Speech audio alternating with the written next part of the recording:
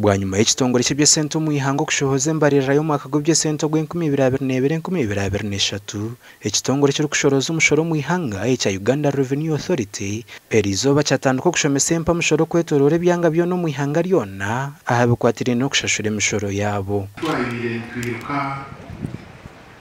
aha bw'omushoro nguhereza omushoro gw'okwomeka ihanga ryabo ninga ryitu.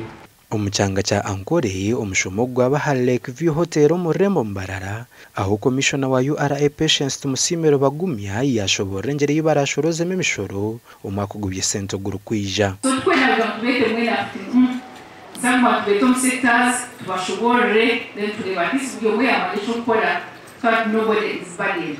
Omu bigambo bye minisita w'ihanga w'ebyesente Henry Musasizi yayire ko kwatwa hari aba barikwanga kushashura emishoro bakenda ngo bahereza abakozi ba URA bituga. Konga kugira ngo mwe tumurenda murakunda shortcut chap ushaka umwe bahendera babibire rero mufeko musiro yamuture murayi eza sente z'ingagamba ezirwo mu mabanki njoni ndeba oba musiterire yo bayi akumuntu ko kuzakuzikaho na kuzikaho.